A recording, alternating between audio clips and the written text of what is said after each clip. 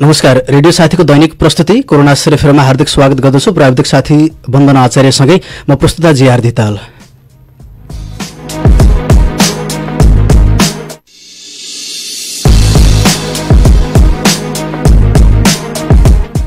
Radio साथीको विशेष प्रसारणमा प्रत्येक दिन बिहान 8 बजेदेखि कार्यक्रम कोरोना सेरेफेर आउने गर्छ। खास गरेर कोरोना सेरेफेरमा कोरोना भाइरस कोभिड-19 ले विश्वमै यति बेला आक्रान्त पारिरहेको बेला नेपाल सँगसँगै गृह जिल्ला अनि पूर्वका विभिन्न भागहरूमा चाहिँ यसले कस्तो प्रभाव पारिरहेको छ र कोरोना भाइरसले विश्वमा नै फैलाएको मचाएको आतंक अनि यसले नेपालमा के कस्तो सङ्कटहरू ल्याइरहेको छ, नेपालमा कोरोना भाइरस कोभिड-19 सँग बच्नको लागि अपनाउनु पर्ने पर्याप्त सावधानीको विषयमा हामी चर्चा गर्ने गर्छौँ कार्यक्रम कोरोना सेरेफेरमा। सदा चाहिँ आज पनि हामीसँग सम्बन्धित क्षेत्रमा काम गर्नुहुने सरकारवालाहरूसँगको अन्तर्क्रिया हामी जोड्नेछौँ र विशेष गरेर कोभिड-19 कोरोना भाइरसले निम्त्याएको यो लकडाउनको अवधिमा घरमै बसेर बिताउनु हुने समाजका अग्रणी व्यक्तित्वहरू सँगसँगै यो कोरोना भाइरस कोभिड-19 को प्रत्यक्ष रूपमा र अप्रत्यक्ष रूपमा यो स्वास्थ्य उपचारमा खटिनु हुने विभिन्न व्यक्तित्वहरूसँग हामी कार्यक्रममा जोडिने गर्छौँ, जसबाट चाहिँ यहाँहरूले धेरैभन्दा धेरै जानकारीहरू प्राप्त गर्न सक्नुहुनेछ भन्ने हामीले विश्वास लिएका छौँ। नेपाल आज लकडाउनको 43औं दिनमा छ। नेपाल दैनिक रूपमा चाहिँ दैनिक गतिविधिहरू जनजीवनहरू चाहिँ प्रभावित बन्दै गएको अवस्था छ। नेपालले पनि लकडाउनलाई के गर्ने भन्ने विषयमा पर्याप्त छलफल र अन्तर्क्रिया गरिरहेको अवस्था छ। नेपाल वैशाख 25 गतेसम्मका लागि यो लकडाउन कायम छ। यस पछाडि पनि लकडाउन थपिने या त लकडाउनले कस्तो प्रारूपमा सञ्चालन गर्ने भन्ने विषयमा सरकारले चाहिँ अन्तर्क्रिया परामर्श गरिरहेको अवस्था छ। नेपालको तथ्याङ्कलाई हेर्ने हो भने नेपालले पनि परीक्षणको दायरालाई पछिल्लो दिनमा केही कम भए पनि पीसीआर परीक्षण 13,640 कटेको अवस्था छ। 50,848 वटा आरटीटीबाट परीक्षण गरिँदाखेरि कुल परीक्षणको संख्या 64,485 पुगेको छ। यद्यपि केही दिन यता पीसीआर स्वाबबाट गरिने भरपर्दो परीक्षणको माध्यम भने घटेको यो पाइरहेको छ र खबरहरू आइरहेका छन् र हिजो मात्र 226 वटा पीसीआरका परीक्षणहरूमा खुम्चिएको छ नेपालको परीक्षण। यसलाई हामीले परीक्षण र सामग्रीको अभावमा भएको भन्ने सूचनाहरू आइरहेका छन्। यद्यपि संक्रमणको दर बढ्दै गर्दाखेरि परीक्षणको दायरा बढाउनुपर्छ भन्ने आम मानिसको बुझाइ छ र सम्बन्धित क्षेत्रका सरकारवालाहरूले पनि परीक्षणको दायरालाई बढाउनु पर्ने भन्ने कुराहरू राखिरहनु भएको छ। हामी तत्त्व निकायमा यो ध्यानाकर्षण पनि गराउन चाहन्छौँ र परीक्षणको दायरा अझै बढोस् भन्ने हामी चाहन्छौँ। त्यस्तै नेपालमा 75 जना संक्रमित रहँदाखेरि 59 जना उपचाररत हुनुहुन्छ अहिले पनि र 16 जना निको भएर घर फर्केको अवस्था छ। 59 जना व्यक्तिहरू चाहिँ नेपालका विभिन्न अस्पतालहरूमा उपचाररत हुनुहुन्छ। रूपन्देहीमा 1 जना, नेपालगञ्जमा 16 जना, धनगढीमा 1 जना, भरतपुरमा 1 जना, वीरगञ्जमा 9 जना, त्यसै गरेर विराटनगरमा 31 जना संक्रमितहरूको उपचार भइरहेको छ। यसरी देशभर 59 जना संक्रमितहरू चाहिँ अहिले उपचाररत हुनुहुन्छ र सबैको स्वास्थ्य सामान्य रहेको मिडिया ब्रिफिङमा स्वास्थ्य मन्त्रालयका प्रवक्ता डाक्टर विकास देवकोटाले जानकारी गराउनु भएको छ। यसरी हेर्दाखेरि प्रदेशगत तथ्याङ्कलाई हेर्ने हो भने प्रदेश नम्बर 1 मा 31 जना संक्रमित हुनुहुन्छ भने प्रदेश नम्बर 2 मा 13 जना संक्रमित हुनुहुन्छ। बागमती प्रदेशमा 7 जना, गण्डकी प्रदेशमा 2 जना, प्रदेश नम्बर 5 मा 17 जना र सुदूरपश्चिम प्रदेशमा 5 जना संक्रमित गरेर नेपालमा कुल 75 जना संक्रमितहरू रहेको तथ्याङ्क छ। विश्वको तथ्याङ्कलाई हेर्दाखेरि 36,45,000 भन्दा बढी व्यक्तिहरू एकैसाथ संक्रमित भएको यो अवस्था छ। 11,94,000 व्यक्तिहरू चाहिँ निको भएर घर फर्किनु भएको छ भने मृत्यु हुनेको संख्या भने 2,52,000 नागेको अहिलेको तत्कालको तथ्याङ्क रहेको छ।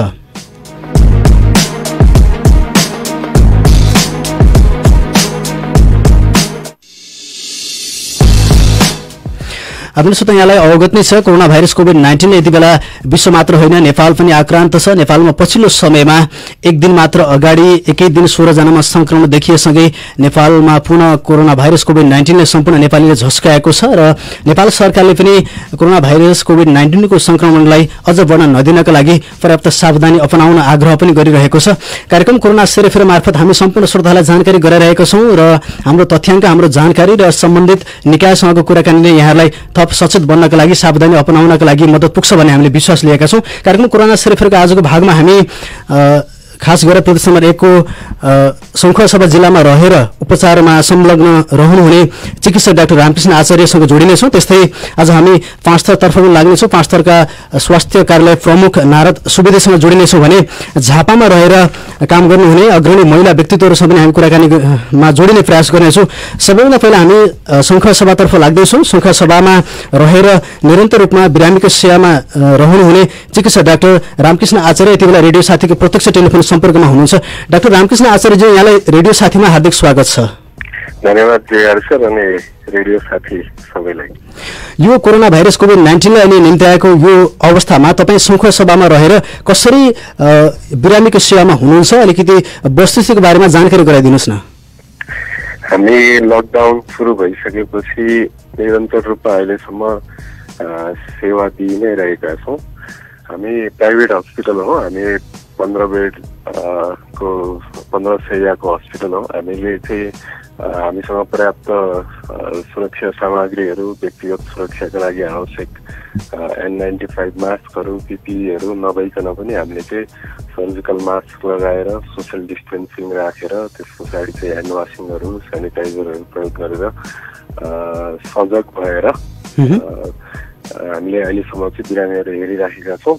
सङ्खुवा सभामा त्यस्तो ठुलो डराइहाल्नुपर्ने स्थिति हामीसँग पहिला पनि थिएन र अहिले पनि खासै त्यस्तो छैन। त्यो भएको भएर पनि अलिकति हामी यस मूर्ख्याइ भनौँ या साहस भनौँ, हामी अहिलेसम्म बिरामी हेर्दै नै छौँ। भनेपछि सरकारले चाहिँ पर्याप्त मात्रामा यो स्वास्थ्य सामग्री उपलब्ध नगराइरहेको अवस्था पनि छ। यस बीचमा पनि यहाँहरू जस्तो दैनिक कति घण्टा अथवा कसरी काम गर्दै हुनुहुन्छ बिरामीहरूसँग यहाँहरू? अब म चाहिँ 24 घण्टा अस्पतालको अनकलमा हुन्छु नै इमर्जेन्सीको लागि चाहिँ, तर मेरो दिउँसो 8 बजेदेखि लगभग 3 बजेसम्म चाहिँ मेरो ओपिडी हुन्छ। ठिक छ, दैनिक रूपमा यसरी खटिरहनु भएको छ। अब अर्को कुरा यहाँलाई जानकारी गराउन चाहन्छु, जानकारी लिन चाहन्छु, त्यहाँ आउने सेवाग्राहीहरू अनि अहिले पछिल्लो समयमा चाहिँ यो कोरोना भाइरसको सङ्क्रमण बढेसँगै त्यहाँ आउने बिरामीहरूको अवस्था के छ, उहाँहरू कस्तो जिज्ञासा लिएर आउनुहुन्छ र यहाँहरूले चाहिँ कसरी बिरामीहरूलाई डिल गरिरहनु भएको अवस्था छ? सबैभन्दा बेसी चाहिँ सुरुमा चाहिँ हामीले अलिकति फोन कन्सल्टेसनहरू अनि त्यस पछाडि अनलाइन कन्सल्टेसनहरूलाई अलिकति प्रमोट गर्न खोजेका थियौँ।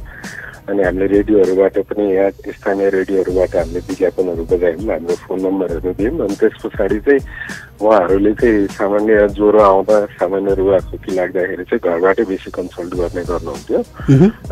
अनि अस्पतालसम्म आइपुग्ने बिरामीहरू चाहिँ प्रायः ज्वरो आएको अथवा चाहिँ रुगाखोकी लागेको चाहिँ कमै हुन्थ्यो त्यो बेला चाहिँ। तर पछिल्लो हप्तादेखि चाहिँ यो ज्वरो आएको, रुगाखोकी लागेको पनि केही बिरामीहरू चाहिँ आउने गर्नुहुन्छ। तरै पनि अब हामीले चाहिँ यहाँनिर सङ्खुवा जिल्लामा चाहिँ रोग देखिन नसकेको अवस्थामा चाहिँ सबै बिरामीलाई चाहिँ हामीले अन्य ज्वरो भनेरै चाहिँ हामीले कोभिड-19 होइन भनेरै हामीले ट्रिट गरिराखेका हुन्छौँ। अब हामीले जेनरल प्रिकसन हामीले अपनाउनु पर्ने सामाजिक दूरी यस्ता विभिन्न कुराहरू त हामी अपनाएकै हुन्छौँ। हामी सर्जिकल मास्कहरू बिरामीलाई अनि जाँच्ने चिकित्सकलाई हामी दुवैजनाले लगाएरै हामी एकअर्काले चाहिँ काम गरिराखेका हुन्छौँ। अब यहाँसँग अर्को जानकारी मैले के लिन चाहेँ भने मैले हेरेको छु यहाँले चाहिँ विशेष गरेर यो स्वास्थ्यसँग जोडिएर अनि त्यसमा पनि कोरोना भाइरस कोभिड-19सँग जोडिएर विभिन्न पत्र पत्रिका सञ्चार माध्यममा आलेखहरू, यहाँका दृश्यहरू प्रकाशित गरिरहनु भएको छ। अब आम श्रोताहरूको जानकारीको लागि हाल नेपालमा कोरोना भाइरस कोभिड-19 कस्तो अवस्थामा छ अनि चिकित्सकीय हिसाबले गर्नुपर्ने तयारी अथवा यहाँहरूको अवस्था के छ, अलिकति श्रोताहरूलाई जानकारी गराइदिनुहोस् न। मलाई मेरो व्यक्तिगत उदाहरण दिँदैखेरि पनि यो कुरा छर्लङ्ग हुन्छ कि हाम्रो तयारी पर्याप्त रूपमा पुगेको छैन अहिलेसम्म होइन। म आफै पनि यहाँनिर चाहिँ मसँग चाहिँ कुनै पनि सुरक्षा सामग्री नरहिकन पनि काम गरिराखेकै अवस्था छ। खास यस्तो गर्नु हुँदैन, यो आफैमा गलत कुरा हो। यो चाहिँ विश्व स्वास्थ्य सङ्गठनले चाहिँ जुन गाइडलाइन्सहरू चाहिँ प्रकाशित गरेको छ, यसरी बिरामी हेर्ने, यस्तो अवस्थामा यस्तो गर्ने, त्योसँग हाम्रो बिल्कुलै म्याच खाँदैन। अनि हामीसँग चाहिँ अलिकति हतारमा हामीले क्वारेन्टाइन आइसोलेसनहरू राखेर चाहिँ अलिकति त्यसको मापदण्ड चाहिँ नपुर्याइकन, जस्तो चाहिँ धेरैजनालाई एकै ठाउँमा राख्ने अनि त्यस पछाडि हामीले एकअर्कालाई सभ्य हुन सिकाएनौँ। हामीले चाहिँ सामाजिक दूरी कसरी कायम गर्ने भनेर चाहिँ त्यो सिकाउन सकेनौँ। अब जसरी चाहिँ अब कोही मान्छेलाई ल्याएर क्वारेन्टाइनमा राखिसकेपछि उहाँहरू चाहिँ भित्र गफ गरेर बस्ने, त्यस पछाडि चाहिँ एकअर्कासँग चाहिँ आफ्ना गफहरू सेयर गर्दै नजिकिने, अब त्यस्ता कुराहरू बढिसकेपछि त्यो अवैज्ञानिक आफै पनि भयो। यस्तो धेरै समस्याहरू छन्। अब हामीलाई स्वास्थ्य क्षेत्रले चाहिँ धान्छ त भन्ने कुरामा चाहिँ सबैभन्दा पहिला हामीले हेर्नुपर्ने भनेको नेपालमा उपलब्ध दक्ष चिकित्सकहरूको सङ्ख्या, त्यस पछाडि चाहिँ प्यारामेडिक्सहरूको सङ्ख्या, त्यस पछाडि चाहिँ नेपालमा उपलब्ध प्राइभेट हस्पिटलहरू, सरकारी हस्पिटलहरूको बेड सङ्ख्या, यो सबै हेर्ने हो भने हाम्रो तयारी सन्तोषजनक चाहिँ छैन, छन चाहिँ छ। फेरि होइन, तयारी चाहिँ छ तर पर्याप्त चाहिँ छैन, यसमै चित्त बुझाउने खालको चाहिँ छैन। हामीले जुन विन्डो पिरियड पाएका थियौँ, हामीले जुन हामीसँग चाहिँ 1.5 महिनाको समय थियो, त्यो समयमा हामीले जति गर्नुपर्ने त्यति चाहिँ गर्न सकेनौँ। अनि फेरि अब म धेरै राजनीति त जान्दिनँ, तरै पनि अलिकति माथिल्लो नेतृत्व गर्ने जुन निकाय छ त्यो चाहिँ अरू कुराहरूमा भुलेर यतापट्टि चाहिँ अलिकति बेसी व्यवस्था गरेको हो कि जस्तो पनि महसुस पछिल्लोचोटि मैले मात्रै होइन, हामी सबैले गरि नै राखेका छौँ। हामीसँग पर्याप्त भेन्टिलेटरहरू छैनन्, पर्याप्त आइसियु छैनन्, हामीसँग पर्याप्त गाउँमा चाहिँ टेस्ट गर्न सक्ने पर्याप्त विधिहरू छैन, हामीसँग भएका पिसिआर मेसिनहरू चाहिँ पूर्ण रूपमा चाहिँ सही रिपोर्ट नदिने पनि कति ठाउँ देखियो, हामीसँग पिसिआरकै पनि रिएजेन्टहरू छैन। यो भइसकेपछि हामी कुन अवस्थामा छौँ भन्ने कुरा त हामी आफैले पनि महसुस गर्ने कुरा हो। तपाईँ हामी सबैलाई थाहा छ, हामी गर्दै चाहिँ छौँ तर पर्याप्त चाहिँ गर्दै छैनौँ। अब यो अवस्था त विद्यमान छ, हामीले यहाँ मार्फत पनि जानकारी पायौँ र यो अवस्था सामान्यतया हामी देखिरहेको अवस्था पनि छ। अब तत्कालको अवस्थामा यहाँहरूले अघि जानकारी गराउनु भए जस्तो नै यो यहाँहरूको साहस भनौँ अथवा बाध्यकारी अवस्था भनौँ, यहाँहरू काम गरिरहेको अवस्था छ। अब प्रदेश नम्बर 1 मा पनि त्यसमा पनि अब सङ्खुवासभाकै छिमेकी जिल्लाहरूमा भोजपुरहरूमा सङ्क्रमण देखिएको छ, यो पूर्वी पहाडी क्षेत्रमा पनि अथवा पहाडी जिल्लाहरूमा पनि उक्लिएको अवस्था छ। यो तत्कालको अवस्थामा चाहिँ स्वास्थ्य कर्मीहरूले अब कसरी काम गर्ने अवस्था आउँछ होला, अथवा स्वास्थ्य कर्मीहरूले कसरी काम गर्न जरुरी छ, के सल्लाह सुझाव दिनुहुन्छ?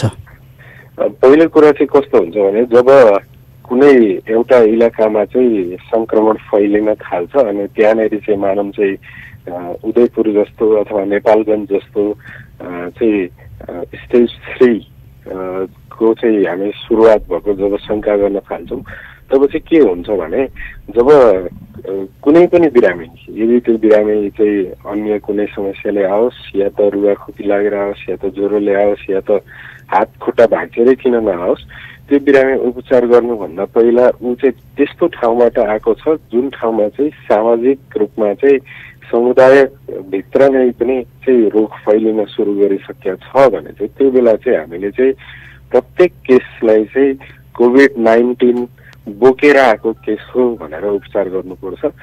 डब्लुएचओले पनि एउटा कुरा भन्छ, त्यसमा के भनिन्छ भने in pandemic there is no emergency भनिन्छ। त्यो भनेको चाहिँ के भन्दाखेरि यदि समुदायभित्र चाहिँ एकदेखि अर्कोमा फैलिएर जब यो संक्रमणको चरण चाहिँ तेस्रोतिर प्रवेश गर्छ त्यो बेला भनेको चाहिँ प्रत्येक इमर्जेन्सी केसेसहरूलाई चाहिँ हामीले चाहिँ कोभिड-19 बोकेर आएको छ, यो मानिसभित्र यो बिरामीभित्र चाहिँ कोभिड-19 को संक्रमणको सम्भावना चाहिँ छ भन्ने हिसाबले नै चाहिँ आफू सजग हुनु पर्यो। अब यहाँले यो तथ्य राखिरहँदाखेरि जस्तो नेपालकै केसमा पनि हिजो मात्रै पनि जस्तो सर्पदंशको उपचार लिन गएका व्यक्तिहरू टेको अस्पतालबाट पनि फर्किएको अवस्था छ अनि नेपालको विभिन्न अस्पतालहरूमा चाहिँ अब यो प्रसव पीडामा रहेका महिलाहरू पनि ढोकाबाट फर्किएको अनि दुर्घटना भएको कुराहरू पनि छन्। अब स्वास्थ्य कर्मीको हिसाबले त्यो घटना किन भइरहेको छ, त्यसलाई चाहिँ कसरी समन्वय गर्न सकिन्छ जस्तो लाग्छ? मलाई चाहिँ पहिलो कुरा भनेको चाहिँ हामीले यत्रो लामो समय पाउँदाखेरि पनि सरकारले चाहिँ निजी ठुला अस्पतालहरूलाई जो मेडिकल कलेजहरू जो चाहिँ आर्थिक रूपमा पनि सम्पन्न छन्, जो फाइदामा चलिरहेका छन्, जसले चाहिँ चिकित्सा शिक्षा सँगसँगै अस्पताल चलाएर चाहिँ जो चाहिँ नाफामुखी एक खालको व्यापार गरिरहेका छन् उनीहरूलाई चाहिँ तपाईहरूले यतिसम्मको उपचार यसरी गर्नुपर्छ यस्तो अवस्थामा भनेर सरकारले चाहिँ कडाइका साथ निगरानीका साथ चाहिँ त्यो नतोकेको अवस्था छ। तोक्न त तोकेको छ, हामीले के भनेको छ भने उहाँहरूले चाहिँ यस्तो उपचार गर्नुपर्छ, तपाईँहरूले इमर्जेन्सीमा यस्तो गर्नुपर्छ, यो चाहिँ तपाईँहरूले गर्न छोड्नु हुँदैन, यो तपाईँहरूको धर्म हो भन्ने हिसाबले छ। तर स्ट्रिक्ट गाइडलाइन तपाईँहरूले यो गर्नु भएन भने यो, जस्तो कि चाहिँ यदि चामल चाहिँ बिग्रेको पाइयो भने उपभोक्ता अधिकार संरक्षण मञ्च अथवा अनुगमन चाहिँ गुणस्तर त्यो माप गर्न गर्ने संस्थाहरू त अहिले कारवाही गरिराखेको छ नि त।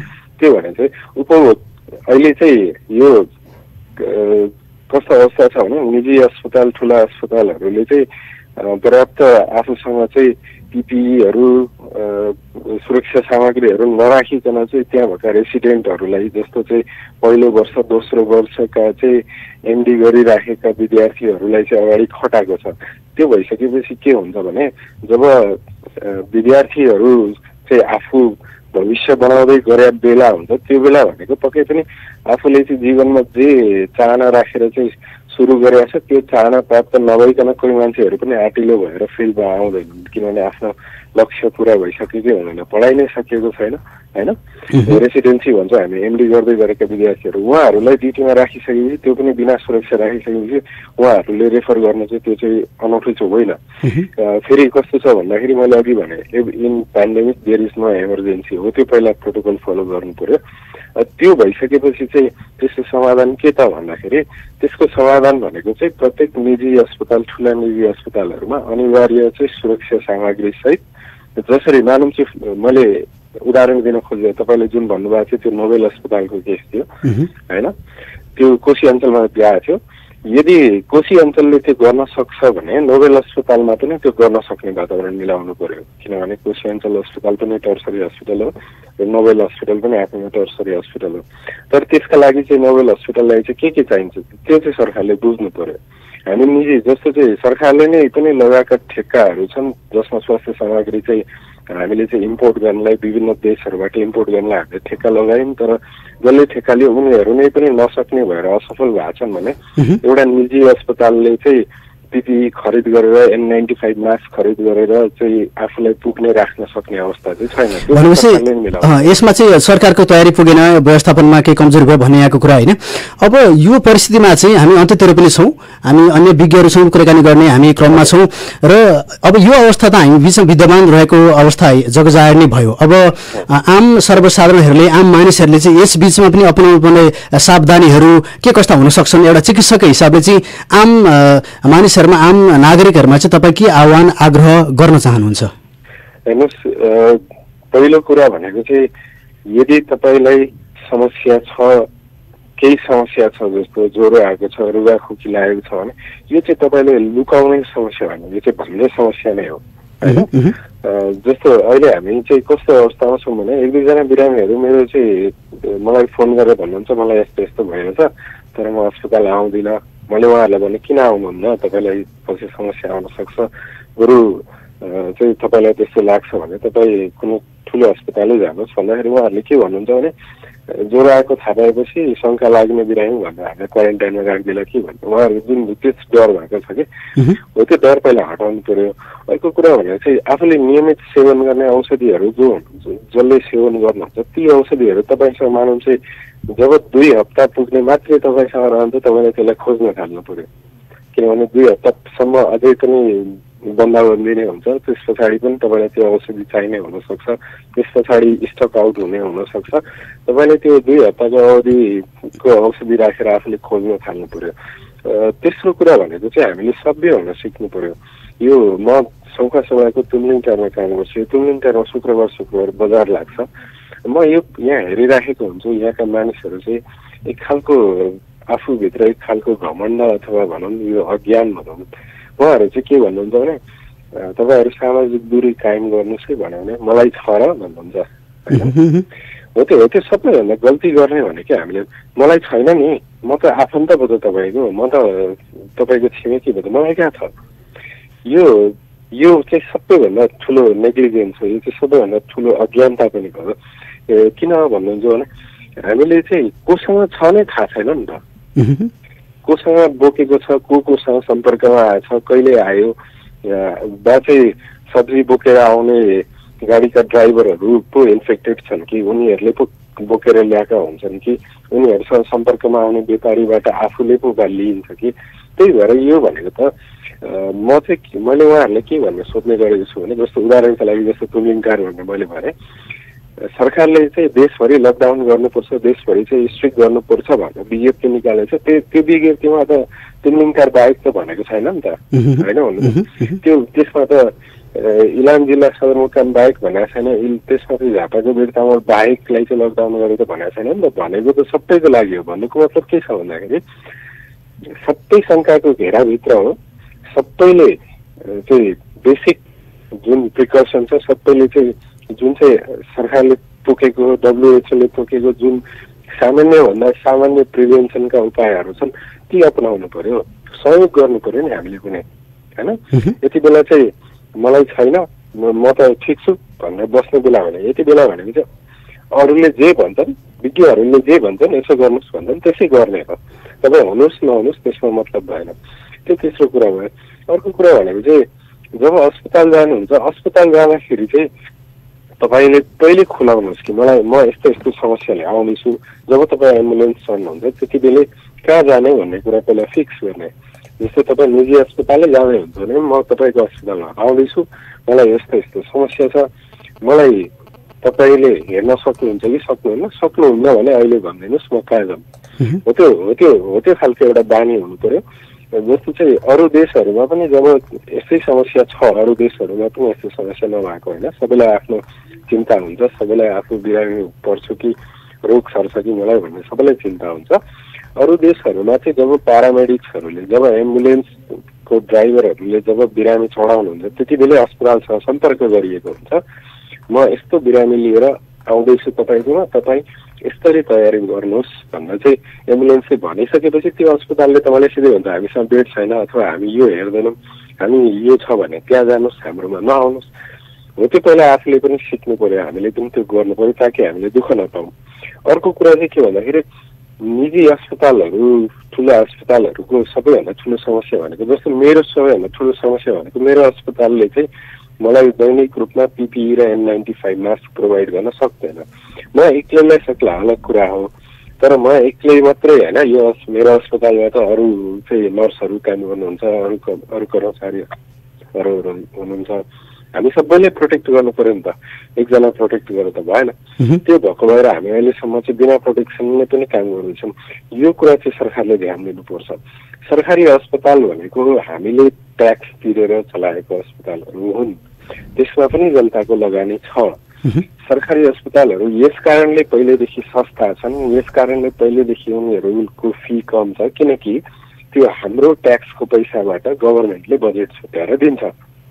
निजी अस्पतालहरू यस कारण सरकारी अस्पताल जति सस्ता छैनन् किनभने त्यसलाई गभर्मेन्टले हेर्दैन, अथवा त्यो भनेको आफैले कमाएर आफ्ना कर्मचारीहरू पाल्नु पर्ने र आफ्नो चाहिँ अस्पताललाई सस्टेन गर्नुपर्ने भनेको चाहिँ त्यही अस्पतालको आमदामीले गर्नुपर्ने हुन्छ।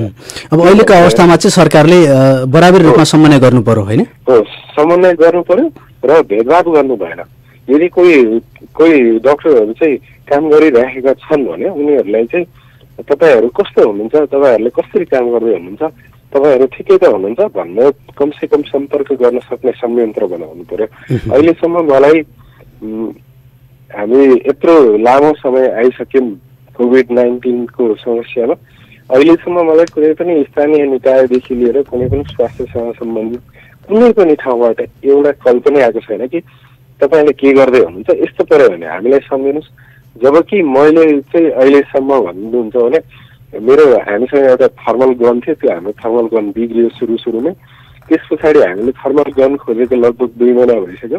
हामीलाई अहिलेसम्म स्थानीय तहले आएर चाहिँ प्रत्येक वडामा एक वडा बाँडेर चाहिँ त्यो काम न काज वितरण भयो, तर सम्बन्धित क्षेत्रमा आएन भन्ने कुरा होइन। तर हामीले चाहिँ हेर्नु पैसा तिर्दाखेरि पनि हामीले पाएनौँ। ठिक छ, यहाँको महत्त्वपूर्ण सुझाव अनि आम मानिसहरूमा दिनुभएको सल्लाह अनि सावधानीका विषयमा अनि यहाँको महत्त्वपूर्ण समय र जानकारीको लागि रेडियो साथीको तर्फबाट हार्दिक धन्यवाद दिन चाहन्छौँ।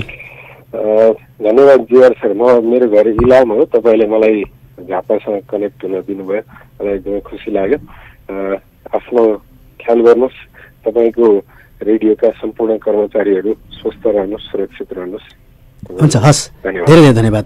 आदर्श यति बेला हामीसँग डाक्टर रामकृष्ण आचार्य शङ्ख सभाको तुमलिङ टारबाट जोडिनु भएको थियो। त्यहाँ उपचारमा संलग्न हुनुहुन्छ, सँगसँगै उहाँले जानकारी गराउँदै हुनुहुन्छ पर्याप्त सावधानी र पर्याप्त स्वास्थ्य सामग्रीको अभाव बिना पनि स्वास्थ्य कर्मीहरू काम गरिरहेको अवस्था छ भन्ने बारेमा जानकारी गराउनु भएको छ र हामीले निरन्तर खबरदारी पनि गरिरहेका छौँ। यो कुनै पूर्वी पहाडी जिल्ला अनि पहाडी भेगमा भएको मात्र समस्या होइन, यस्ता समस्याहरू तराईका सुविधा सम्पन्न जिल्लाहरूमा यो समस्याहरू देखिरहेको छ। यदि स्वास्थ्य क्षेत्रमा नै यो समस्या भएन भने र यो हेर्ने हो भने चाहिँ सरकारको पर्याप्त अवस्था सावधानी नपुगेको भन्ने अवस्था देख्न सकिन्छ र यहाँलाई अर्को जानकारी गराउँ। नेपालमा भर्खरै मात्र पनि कोरोना संक्रमितको संख्या 7 जना थपिएको जानकारी प्राप्त भएको छ। स्टुडियोमा हामी निरन्तर रूपमा छौँ र यहाँलाई जानकारी गराइरहेका छौँ। यो यसरी 7 जना थप संक्रमितहरू देखिए सँगसँगै नेपालगञ्जमा 7 जना संक्रमितहरू थपिए सँगसँगै 82 जना संक्रमितहरू पुगेको तथ्याङ्क सहकर्मी ज्ञानेन्द्र निरौलेजीले जानकारी गराइरहनु भएको छ। स्टुडियोमा यति बेला प्राविधिक साथी वन्दना आचार्य, त्यसै गरेर सहकर्मी दृष्टि अनि म जीआर धिताल यहाँ बीचमा जोडिरहेका छौँ र यहाँलाई निरन्तर रूपमा सूचना र सञ्चारको पहुँचसम्म पुर्याउने हामी प्रयास गरिरहेका छौँ। कोरोना सेरोफेरो प्रत्येक दिन बिहान 8 बजेबाट प्रसारण हुने गर्छ। रेडियो साथीको प्रसारणमा यहाँले सुन्न सक्नुहुन्छ। कोरोना सेरोफेरो मार्फत हामी कुनै एउटा मात्र विषयमा जानकारी गराउँदैनौँ, कुनै एकजना व्यक्तित्व मात्र नभएर समाजका हरेक क्षेत्रका व्यक्तित्वहरूलाई कार्यक्रममा जोड्ने हामी प्रयास गर्छौँ। समुदायमा रहने प्रत्यक्ष सरकार राख्ने व्यक्तित्वहरू, त्यसै गरेर स्वास्थ्यकर्मीहरू सँगसँगै विविध व्यक्तित्वहरूलाई जोड्ने गर्छौँ ताकि उहाँहरूसँगको अन्तरङ्गबाट कुराकानीबाट यहाँहरूले पनि थुप्रै जानकारीहरू प्राप्त गर्न सक्नुहोस्, पर्याप्त सावधानीहरू अपनाउन सक्नुहोस् भन्ने हाम्रो विश्वास पनि छ, हाम्रो चाहना पनि छ। यसरी नै यहाँलाई जानकारी गराउनको लागि हामीले प्रत्येक दिन बिहान 8 बजेबाट कोरोना सेरोफेरो प्रसारण गरिरहेका छौँ। यो कार्यक्रमलाई हामी रेकर्ड गर्छौँ र दिउँसोको समयमा 1 बजेदेखि 2 बजेसम्म हामी यो कार्यक्रमलाई पुनः प्रसारण गर्छौँ। यहाँलाई यो जानकारी पनि गराउन चाहन्छु र रेडियो साथीबाट विभिन्न समयमा चाहिँ हामीले समाचार बुलेटिनहरू पनि प्रसारण गरिरहेको अवस्था छ। हामीले भर्खरै डाक्टर रामकृष्ण आचार्यसँग सम्पर्क गऱ्यौँ। अब हामी पाँचतर्फ लाग्ने प्रयासमा छौँ। प्राविधिक साथीहरू टेलिफोन सम्पर्क स्थापित गर्ने प्रयासमा हुनुहुन्छ। पाँचतर्फबाट हामी स्वास्थ्य कार्यालय पाँचथरका प्रमुख नारद सुवेदीसँग जोडिने प्रयास गरिरहेका छौँ। पछिल्लो समयमा खास गरेर यो पाँचथरमा पनि आरडीटी पोजिटिभ देखिएसँगै यो कोरोनाको त्रास बढेको अवस्था थियो। यद्यपि आरडीटी पोजिटिभ आए पनि स्वाबबाट गरिने पीसीआर परीक्षणबाट कसैमा पनि कोरोना नभएको, संक्रमण नभएको जानकारी प्राप्त भएको छ। यो समाचार हामीले प्रसारण गरिसकेका छौँ। धेरै श्रोताहरूको जिज्ञासा छ, हामीले सम्पर्क गरेर भन्नुहुन्छ पाँचथरतिर के भइरहेको छ भन्ने कुरामा जानकारी गराउनुहुन्छ र हामी पाँचथरका स्वास्थ्य कार्यालय प्रमुख नारद सुवेदीसँग सम्पर्क स्थापित गर्ने कोसिसमा छौँ। उहाँसँग हामी प्रयासमा रहनेछौँ। केही समय पछाडि हामी जोडिनेछौँ। सँगसँगै हामी झापामा रहेर अग्रणी महिलाको रूपमा काम गर्नुहुने केही व्यक्तित्वहरूसँग आज हामी जोडिने प्रयास गर्नेछौँ। यो कोरोना संक्रमणको कारण, कोरोनाको त्रासको कारण नेपाल सरकारले गरेको लकडाउनबाट चाहिँ लकडाउनले कस्तो प्रभाव पारिरहेको छ र लकडाउनको बिचमा चाहिँ कसरी दैनिकहरू चलिरहेका छन् भन्ने विषयमा पनि हामी जानकारी लिन खोजिरहेका छौँ र यहाँलाई पुनः जानकारी गराउँ। नेपालमा पुनः 7 जनामा नयाँ संक्रमण देखिए सँगसँगै संक्रमितको संख्या 82 पुगेको छ र नेपालगञ्जमा थप 7 जना संक्रमितहरू थपिएको अवस्था छ। यसले पनि हामीलाई झस्काइरहेको छ। यद्यपि हामीले पर्याप्त सावधानी अपनाउन जरुरी छ। लकडाउनको पूर्ण पालना गर्न सक्यौँ भने यसबाट हामी बच्न सक्छौँ, अथवा यो तत्कालको लागि कोरोना भाइरस कोभिड-19बाट बच्ने उपाय भनेको नै लकडाउनको पूर्ण पालना गर्ने हो, घरमै रहने हो। यहाँ हामीले जानकारी गराइरहेको छौँ। यहाँ घरमै रहनुहोस्, रेडियो साथीको साथमा रहनुहोस्। पर्याप्त सूचना सञ्चार हामी प्रसारण गरिरहेका छौँ। यहाँसँग जोडिने प्रयास गरिरहेका छौँ। स्वास्थ्य कार्यालय पाँचथरका प्रमुख नारद सुवेदीसँग जोडिने हामी प्रयास गरिरहेका छौँ। के छ पाँचथरको वस्तुस्थिति अनि स्वास्थ्य परीक्षणको अवस्था के रहेको छ। केही दिन अगाडि हामी इलामतर्फ जोडिएका थियौँ। हामी छिमेकी जिल्लाहरू मार्फत पनि सूचना र सञ्चारको पहुँचबाट आम श्रोताहरूलाई जोड्ने प्रयास गरिरहेका छौँ। प्रदेश नम्बर 1 मा मात्र 31 जना संक्रमितहरू भेटिए सँगसँगै प्रदेश नम्बर 1 उच्च जोखिममा छ। सँगसँगै नेपाल सरकारले चाहिँ लकडाउनलाई कसरी सञ्चालन गर्ने, आगामी दिनमा वैशाख 25 गते पछाडि लकडाउनलाई कसरी अघि बढाउने भन्ने विषयमा मन्त्री परिषद अनि उच्चस्तरीय समन्वय समितिको चाहिँ निरन्तर छलफल चलिरहेको छ र नेपालको लकडाउनलाई चाहिँ दोस्रो तेस्रो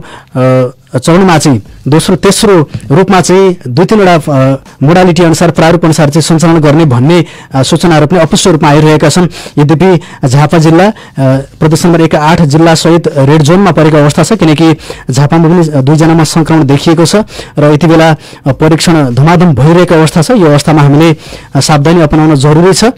यसबीचमा हामीसँग स्वास्थ्य कार्यालय पाँचथरका प्रमुख नारद सुवेदी जोडिनु भएको छ। नारद सर, यहाँलाई रेडियो साथीमा स्वागत छ। हजुर, धन्यवाद। सबैभन्दा पहिला कोरोना भाइरस कोभिड-19 को अहिलेको अवस्था पाँचथरमा के छ, पछिल्लो परीक्षणको अवस्थाको बारेमा जानकारी गराइदिनुहोस् न। हामीसँग हिजोको मितिसम्ममा क्वारेन्टाइन हाम्रो जम्मा यो नोभेल कोरोना भाइरसबाट बच्नको लागि, संक्रमणबाट बच्नको लागि हामीले व्यवस्थापकीय पक्षमा अगाडि जोड दिएका छौँ। जसमध्ये हिजोसम्म हाम्रो क्वारेन्टाइन को बेड संख्या हाम्रो 685 वटा हाम्रा बेडहरू रहेका छन्। कतिजना चाहिँ अहिले बसिरहनु भएको छ क्वारेन्टाइनमा? अब हिजो हाम्रो अहिले आरडिटी गर्दै निश्चितै हामी नेगेटिभ भएकालाई पठाउँदै गर्दाखेरि पनि प्लस हाम्रो 1000 भन्दा बढी बसिसक्नु भएको अवस्था छ। 685 बेड भन्नु भएको छ, फेरि 1000 जना बस्नु भएको छ कि होम क्वारेन्टाइन सहित गरेर हो? होम क्वारेन्टाइन हाम्रो बेडमा मात्रै हामीले के छ भने 685 बेड अकुपाई भइसकेका छन् उहाँहरूबाट बेड संख्या। अब हामी त्यसलाई आरडिटीबाट जाँच चाहिँ अनि नेगेटिभ आएका मान्छेहरूलाई हामीले निकालिसकेर चरण आउने क्रम पनि छ, जाने क्रम पनि भएको छ। भनेपछि 1000 भन्दा बढी चाहिँ क्वारेन्टाइनमा बसिसक्नु भएको छ हैन? लगभग 1000 को एराउन्डमा मान्छेहरू क्वारेन्टाइनमा बसिसकेको अवस्था छ। ठिक छ, अन्य तथ्याङ्क के छ? अब अन्य तथ्याङ्कमा अहिलेसम्म हामीले पिसिआर हामीले आरडिटी गरेको मात्रै कति गर्यो भने 749 जनालाई हिजोसम्म हामीले आरडिटी गरेका छौँ। त्यसमा कति पोजिटिभ देखिएका थिए आरडिटी मात्र भने? अहिले हामीसँग आरडिटीमा पोजिटिभ एकजनाको आरडिटी पोजिटिभ हामीलाई शङ्का लागेको थियो एकजनालाई, त्यो पनि हामीले पिसिआरको माध्यमबाट हेर्दा नेगेटिभ आइसकेको छ। र अहिलेसम्म 5 जिल्लामा हामीसँग आरडिटी होस् अथवा पिसिआर होस् यो सबै उसबाट प्रविधिबाट हेर्दा हामीले नेगेटिभ रिजल्ट भेटेका छौँ। पिसिआर को कति परीक्षण गर्नु भएको छ सर? हामीले पिसिआर हिजोको मितिसम्ममा 54वटा हाम्रो पिसिआर भइसकेका छन्। 54वटा पिसिआर गरिसक्नु भएको छ? गरिसकेका छन्। सबै रिपोर्टहरू नेगेटिभ छन् हैन? सबै नेगेटिभ छ र हामीले हिजो मात्रै 5 जनाको अरू पिसिआर लाई फेरि पठाएका छौँ 5 जनाको। सायद त्यसको रिजल्ट भरे बेलुकासम्म आउला, त्यो पनि हामीलाई आशा छ नेगेटिभ राम्रो रिजल्ट आउँछ भन्ने हाम्रो आशा छ। के छ यो 5 थर यो पूर्वी पहाडी जिल्लामा रहेर पनि पिसिआर को संख्या त निकै बढी नै रहेछ हैन? जस्तो अझै 5 वटाको रिजल्ट आउन बाँकी रहेको छ, करिब 59 वटा पिसिआर परीक्षण गर्नु भएको छ अनि आरडिटी पनि 749 भन्दा बढी भन्नु भएको छ। भनेको झन्नै यो आरडिटीलाई हेर्ने हो भने झन्नै झापासँगै मिल्ने तथ्याङ्क देखियो। पिसिआर यद्यपि केही बढी छ झापामा संक्रमण देखिए सँगसँगै अब 5 थरमा चाहिँ यसरी परीक्षण बढ्नुको पछाडि सम्भावित संक्रमितहरू बढेर हो अथवा के कारणले गर्दाखेरि चाहिँ परीक्षणहरू यहाँले बढाइरहनु भएको छ? अहिले पनि यहाँहरूसँग पर्याप्त किटहरूको उपलब्धता छ? के छ अवस्था? हजुर, राम्रो प्रश्न गर्नुभएको छ, धन्यवाद छ यहाँलाई। अहिले हाम्रो आरडिटी यसरी वात्तै बढ्ने क्रममा जुन यो काठमाडौँबाट अहिले मान्छेहरू यता मुभमेन्ट गर्ने प्रक्रियामा राज्यले पठाइरहेको अवस्थाले गर्दा अब 400 को हाराहारीमा काठमाडौँबाट हामीसँग मान्छेहरू आउनुभयो अहिले यो 10-12 दिन अगाडि। अनि ती व्यक्तिलाई सबैलाई हामीले के गर्यौँ भने क्वारेन्टाइनमै राख्यौँ बाहिर आएका मान्छेलाई। अनि उहाँहरूको जब हामीले डेट पुगिसकेपछि सबैको हामीले आरडिटी गरेर मात्र उहाँलाई हामीले डिस्चार्ज गर्यौँ। त्यो कारणले गर्दा हाम्रो आरडिटीको सङ्ख्या बढ्यो हो। अब के छ अहिले उपचारको अवस्था अनि आम मानिसहरूको अवस्था चाहिँ 5 थरमा स्वास्थ्य सेवाको अवस्था चाहिँ के छ? अस्पतालहरू मेडिकलहरू सञ्चालन गर्ने अनि त्यहाँ प्रत्यक्ष चाहिँ आम मानिसहरू आउने परीक्षण गर्ने कुराहरू कस्तो छ? जस्तो कोरोना मात्र नभएर अन्य बिरामीहरूको अवस्था चाहिँ के छ? अन्य बिरामीको अवस्थामा त अहिले राज्यले नै भनिसक्यो फिभर क्लिनिक भन्दा बाहेक अरू नचलाउने भनेर राज्यले बोलिसकेका छ। हाम्रो यहाँ फिभर क्लिनिक सञ्चालन छ हस्पिटलमा। होइन अन्य उपचार सेवाहरू पनि त चलिरहेको होला नि त जिल्लामा हैन? अन्य उपचार सेवाहरू त हाम्रो के अत्यावश्यक सेवाहरूलाई हामीले अहिले रोकेका छैनौँ।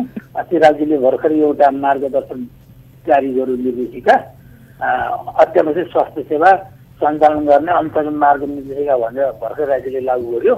त्यो लागू गरिसकेदेखि त हाम्रा अत्यावश्यक सेवाहरू सुचारू रूपमा हामी चलेका छौँ। तर पनि यद्यपि लकडाउनको कारणले गर्दा सेवा लिन आउने सङ्ख्याहरू चाहिँ स्वास्थ्य संस्थाहरूमा मान्छेहरू आउनलाई अब लकडाउन गरेर आइरहनु भएको अवस्था छैन। जसलाई इमर्जेन्सी छ त्यस्ता व्यक्तिहरू मात्रै आउनु भएको छ। सामान्य हिँड्ने गर्ने खालका मान्छेहरू आइरहनु भएको छैन। र अत्यावश्यकमा हामीले टिबीका औषधिहरूलाई अत्यावश्यक हामीले सेवा दिइरहेका छौँ। परिवार नियोजनको सेवालाई अत्यावश्यक रूपमा हामीले त्यो सर्भिस दिइरहेका छौँ आउनु भएको छ। बच्चाको खोप हामीले चलाइरहेका छौँ। यो 3टा सेक्टर चाहिँ चलिरहेको अवस्था छ अहिले। अरू उसमा त अब पब्लिकहरू आउने छ होला, लकडाउन छ, आउने प्रक्रिया भएको पनि छैन, आउनु पनि भएको छैन। आउँदा 2 जना 4 जना सम्झौता कायम गरेर बस्नुहुन्छ। अब सामान्य रूपमा चलेका छन्। जस्तो 5 थरमा चाहिँ त्यहाँ जम्मा 8 वटा स्थानीय तहहरूको संख्या छ हैन? के छ अब त्यहाँ चाहिँ 8 वटा स्थानीय तहमा चाहिँ एउटा मात्र नगरपालिका छ, अरू सबै चाहिँ तपाईँको गाउँपालिकाहरूको रहेको अवस्था छ। अब यसले के देखाउँछ भने अलिकति ग्रामीण भेगको संख्या बढी छ 5 थरमा भन्ने बुझिन्छ। अब अन्य स्थानीय तहमा चाहिँ परीक्षणको अवस्था के छ? 8 वटा स्थानीय तहमा यहाँले चालु गर्नु भएको छ कि के छ? जरुर हामीले गरेका छौँ। अहिले हाम्रो प्रत्येक स्थानीय तहमा गाउँपालिकाको संयोजनमा ल्याबको व्यवस्थापन गरेका छौँ। पाँच जिल्ला स्थानीय तहले ल्याबको व्यवस्थापन गरेका छ। त्यहाँ अलरेडी ल्याबको साथीहरू हुनुहुन्छ, नेपाल सरकारको दरबन्दी सरकारले दिएको होइन। स्थानीय निकायको सक्रियतामा ल्याब सञ्चालन छ स्वास्थ्यका साथीहरूबाट।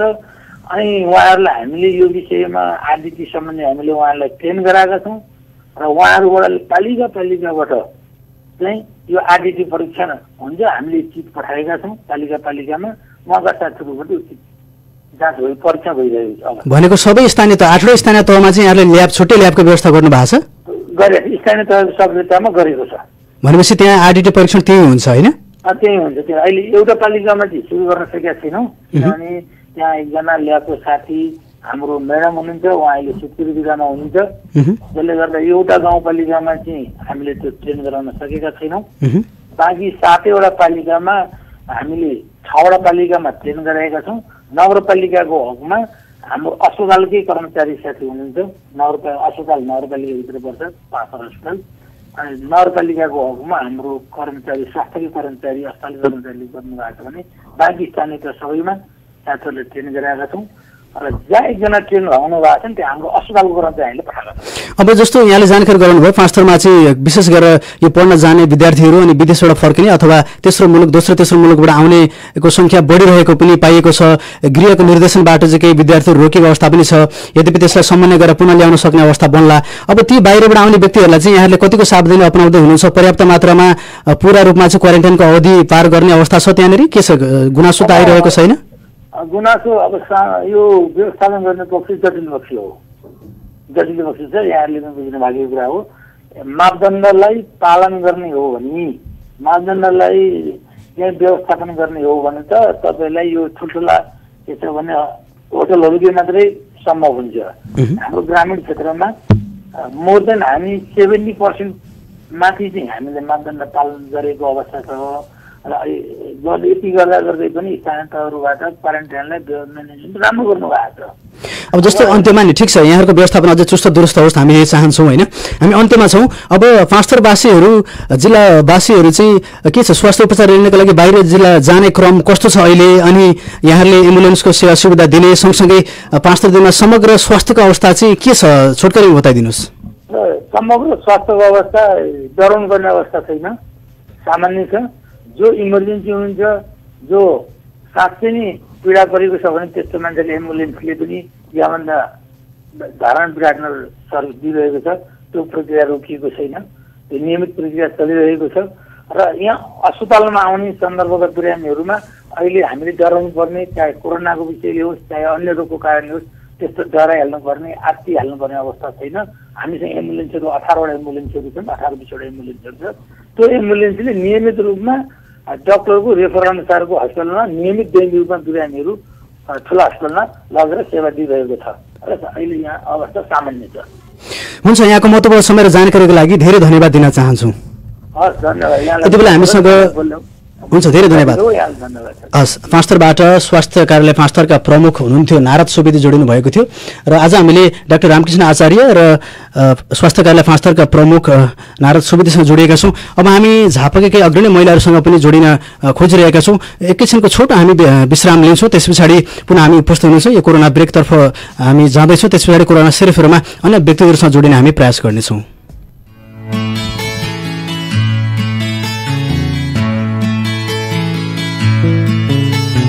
विश्व नै आज त्रसित भाछ, विनाशकारी कोरोना छ।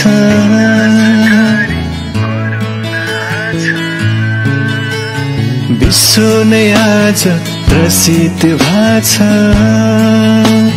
विनाशकारी कोरोना छ। कोरोनाले धेरैको ज्यान गाछ, सबैलाई चिन्तित बनाछ। सफा रहे सचेत बने कोरोना भाग्नेछ। ख्याल गरे कोरोनाले ज्यान हाम्रो लाग्नेछ। ख्याल गरे कोरोनाले ज्यान हाम्रो लाग्नेछ। सबैले नै कोरोनाको सावधानी अपनाऊ। हल्लै हल्लामा कोरोनाको आतंक नमचाऊ हल्लै हल्लामा कोरोनाको आतंक नमचाऊ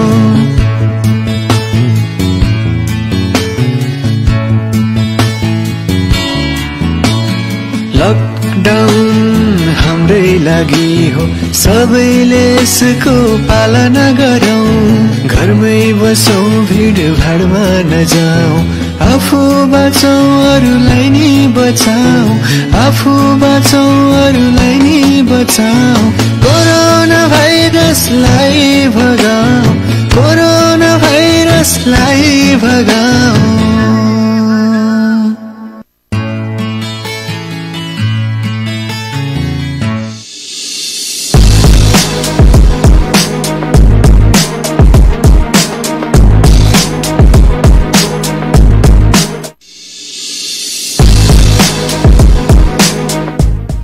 आदरणीय पुनः स्वागत गर्न चाहन्छु कार्यक्रम कोरोना सेरोफेरोमा हुनुहुन्छ यहाँलाई हामीले निरन्तर जानकारी गराइरहेका छौं भर्खरै मात्र 7 जना संक्रमितहरू नेपालमा थपिएको अवस्था छ सँगसँगै यो सँगै जम्मा संक्रमितको संख्या 82 पुगेको स्वास्थ्य मन्त्रालयले जानकारी दिएको छ हामीले रेडियो साथी मार्फत पनि यो समाचार प्रसारण र प्रकाशन गरिसकेका छौं अनलाइनमा यहाँले हेर्न पनि सक्नुहुनेछ नेपालगञ्जका चाहिँ 9, 32, 34 र 55 वर्षका 4 जना महिलाहरू त्यसै गरेर 22, 30 र 40 वर्षका 3 जना पुरुषहरू रहनु भएको मन्त्रालयले विज्ञप्ति निकालेर जानकारी गराएको छ र हामीले पर्याप्त यो सावधानी अपनाउन जरुरी देखिएको छ लकडाउनलाई चाहिँ केही खुकुलो फाड्ने हो कि अथवा यसलाई केही जिल्लाहरूमा त यसलाई अब लकडाउन नगर्दा पनि हुन्छ भन्ने आइरहँदाखेरि चाहिँ यो संक्रमितको संख्या बढिरहँदाखेरि हामीले अझै धेरै पर्याप्त सावधानी अपनाउन देखिएको छ सरकारले चाहिँ केही समस्या भएका क्षेत्रमा चाहिँ आवश्यक समन्वय गर्न त आवश्यक नै छ जरुरी नै छ र यद्यपि सरकारको पर्याप्त समन्वय र स्थानीय तहले चाहिँ पर्याप्त समन्वय गर्ने हो भने हामी केही समय घरमै बस्न सक्छौं हामीलाई चाहिँ अत्यावश्यक सामग्री खरिदमा चाहिँ सरकारले पर्याप्त समन्वय गर्ने हो भने हामी लकडाउनलाई पूर्ण रूपमा पालना गर्न सक्छौं तर केही रूपमा चाहिँ हामी जनस्तरबाट लकडाउनलाई पालना नगरिएको हो कि अलिकति हेलचाक्रै गरिएको हो कि भन्ने तथ्याङ्कहरू पनि आइरहेका छन् यसमा हामी गम्भीर बन्न जरुरी छ पछि पछुताउनु भन्दा समयमै सावधानी अपनाउन जरुरी छ यसले हामीलाई पर्याप्त सावधानी अपनाउने अवस्था पनि सिर्जना गरिरहेको छ किनकि करिब माघ महिनाबाट संक्रमण देखेको अवस्थामा चाहिँ हामी करिब 3 महिनाको अवधिमा संक्रमितको संख्या 82 छ नेपालमा यसले हामीलाई पर्याप्त सावधानीका लागि अवसर दिएको भन्न पनि सक्छौं हामी र यसरी फाटाफुटो रूपमा चाहिँ संक्रमण बढिरहँदा अनि कहिलेकाहीँ आशा सम्भावना गरिएको भन्दा अझ धेरै संख्यामा चाहिँ एकैचोटि संक्रमित देखिरहँदाखेरि चाहिँ जति बेला पनि समुदायमा यसले संक्रमण फैलाउन सक्छ भन्ने संकेत गरिरहेको हामी बुझ्न सक्छौं यसबीच हामी महिला कर्मी महिला अग्रणी हुनुहुन्छ हामी केही महिलाहरूसँग जोडिने प्रयासमा छौं सबैभन्दा पहिला हामी मेचीनगर 6 काँक्रेभिट्टामा रहनुभएको अनिता गुरुगाईसँग जोडिन चाहन्छौं र अहिले यो लकडाउनको अवस्थामा कसरी कार्य सम्पादन गर्दै हुनुहुन्छ भन्ने विषयमा हामी जोडिन चाहन्छौं उहाँ सहकारी कर्मी पनि हुनुहुन्छ र विभिन्न संस्थामा आबद्ध पनि हुनुहुन्छ यति बेला हाम्रो प्रत्यक्ष टेलिफोन लाइनमा अनिता गुरुगाई हुनुहुन्छ अनिता गुरुगाईजी यहाँलाई रेडियो साथीमा स्वागत छ धन्यवाद जिया सर र सम्पूर्ण रेडियो साथीको टिमहरुलाई अब यहाँसँग जोडिएको अर्थ चाहिँ यो लकडाउनको अवस्थामा हामीले कसरी काम गरिरहेका छौं अनि यो अवस्थामा अत्यावश्यक सेवा बाहेक चाहिँ अन्य सबै कुराहरू ठप्प रहेको अवस्थामा कसरी यहाँले दैनिक चलाइरहनु भएको छ भन्ने विषयमा हामी जोडिन खोजिरहेका छौं सबैभन्दा पहिला यहाँले गर्ने कार्य सम्पादनको अवस्थाको बारेमा कसरी गर्दै हुनुहुन्छ कसरी सावधानी अपनाउँदै हुनुहुन्छ जानकारी गराइदिनुस् न धन्यवाद सर प्रश्नको लागि हामीले अब म यो सहकारीसँग जोडिएको कारणले गर्दा मेची मासु उत्पादक तथा उपभोक्ता सहकारी संस्था लिमिटेडकै कुरा गर्न चाहन्छु अब यो लकडाउन विगत चैत 11 गतेदेखिको कन्टिन्यू लकडाउनमा छौं हामी आज 43औं दिन बितिसकिसक्यो अब यसले प्रत्यक्ष प्रभाव त हरेक क्षेत्रमा पाइरहेकै छ हैन अब अति आवश्यक वस्तुमै पर्छ सहकारी वित्तीय संस्थाहरू बैंकिङ कारोबारहरू त्यसमध्येमा पनि हामीले हाम्रो सहकारी चाहिँ अहिलेको समयमा नगरपालिकाको सूचनालाई आधार मानेर नगरपालिकाको निर्देशनमा हामीले हप्तामा 2 पटक बिहान 9 बजेदेखि 11 बजेसम्म कार्यालय सञ्चालन गरिरहेका छौं अब यसमा सदस्यहरूलाई चाहिँ अहिले अति आवश्यक वस्तु खरिद गर्नलाई मात्र भनेको दैनिक उपभोग्य वस्तु खानको लागि मात्रै भनेर हामीले सीमित एउटा क्राइटेरिया यतिसम्म पैसा फिर्ता निकाल्न सकिन्छ भन्ने हिसाबले चाहिँ हामीले रु 10,000 सम्म पैसा फिर्ता निकाल्न सकिन्छ हप्तामा एकपटक भनेर चाहिँ हामीले 9 बजीदेखि 11 बजीसम्म चाहिँ कार्य सञ्चालन गरिराखेकै छौँ सर। के छ कसरी जस्तो सदस्यहरू अब यो बचत फिर्ता गर्नका लागि रकम झिक्नका लागि कसरी आउनुहुन्छ अथवा नगरपालिकाले चाहिँ यहाँहरूले चाहिँ व्यवस्था गर्नुभएको बजार व्यवस्थापकबाट चाहिँ सङ्कलकहरूबाट चाहिँ यो व्यवस्थापन गर्नुपर्ने भन्ने कुराहरू पनि आइरहेका छन् के छ कसरी सेवा दिँदै हुनुहुन्छ सेवाग्राहीलाई? यस्तो छ अब नगरपालिकाले यो निर्णय त गरेको छ होइन बजार प्रतिनिधि मार्फत चाहिँ सदस्यलाई सेवा दिने प्रत्यक्ष के अरे रकम फिर्ताको लागि भनेर चाहिँ निर्णय चाहिँ गरो भनेको सूचना चाहिँ निकाल्यो। तर अब हामी चाहिँ यसमा अलिकति यो गर्न सकिरहेछौँ किनभने बजार प्रतिनिधि एक त पैसाको कारोबार पैसामा 72 घण्टासम्म कोरोना भाइरस चाहिँ बस्ने भन्ने कुरा छ जुन अब यसलाई चाहिँ हामीले मध्यनजर गर्दै बरु त्यो चाहिँ एकदम हाई रिस्क हुन्छ यसलाई बरु हाई रिस्क भन्दा पनि बरु कमसेकम 2 घण्टाको समयमा के अरे कर्मचारी घर घरमा जानुभन्दा बरु ती सदस्यहरू एक जना गरेर बरु आउनु भने कमसेकम कार्यालयमा भएको पैसा त 5-7 दिनदेखि बसेको हुन्छ यो चाहिँ रिस्क कम हुन्छ। कर्मचारीले लिएर जाँदा चाहिँ अझ रिस्क बढ्छ भन्ने हिसाबले चाहिँ हामीले 2 घण्टा बरु कार्यालय खोलेर चाहिँ त्यसरी चाहिँ सेवा दिइरहेछौँ। ठिक छ यहाँबाट के कुरा बुझ्न सकिन्छ भने नगरपालिकाले एउटा सूचना जारी गरेको छ तर यद्यपि यहाँहरूले चाहिँ कुनै सहकारी संस्था मार्फत अनि यहाँहरूको नेतृत्व मार्फत चाहिँ त्यस्तो कुनै जानकारीहरू निर्देशनहरू चाहिँ आएको छैन होइन यहाँहरूले चाहिँ कार्यालय खोलेर नै सेवा दिइरहनु भएको छ होइन? होइन कार्यालय यस्तो छ निर्देशन आएको भन्नाले जिल्ला सहकारी सङ्घ होइन राष्ट्रिय सहकारी ब्याङ्कहरूले चाहिँ भनेको छ यस्तो पनि छ हामीले कुनै त्यस्तो सदस्यहरूलाई कार्यालयमा आउन नसक्ने अवस्था हुँदा चाहिँ हामी कर्मचारीहरूले नै बरु घरमै आफ्नै घरमा बरु आएर भए पनि उहाँहरूलाई सेवा चाहिँ दिइरहेका छौँ। उहाँहरूले पनि त्यही नै भन्नुभएको छ माथिबाट नै जिल्ला सहकारी सङ्घले पनि भनिरहनु भएको छ कि सदस्यलाई अप्ठ्यारोमा सहकारी सदैव तयार रहने होइन र सदस्यलाई फिर्ता निकाल्न चाहिँ कुनै पनि परिस्थितिमा चाहिँ उहाँहरूले फिर्ता चाहिँ निकाल्न पाउनुपर्छ भन्ने कुराहरू आएको हुनाले गर्दा हामीले चाहिँ त्यही अनुसारले सेवा दिइरहेका छौँ। ठिक छ आवश्यक समय नै गर्नुहोला अनि सेवा यहाँको निरन्तर होस् यो हामी आग्रह पनि गर्छौँ। अब यहाँको व्यक्तिगत दैनिकतर्फ पनि लागौँ जहाँबाट चाहिँ आम श्रोताहरूलाई यो जानकारी पनि हुनसक्छ के छ तपाईँ कसरी दैनिकी चलाउँदै हुनुहुन्छ लकडाउनको पालनाको विषयमा कति सचेत हुनुहुन्छ अनि यहाँले देखेको यहाँको समाजमा यहाँको छरछिमेकमा चाहिँ लकडाउनको अवस्था के छ अहिले?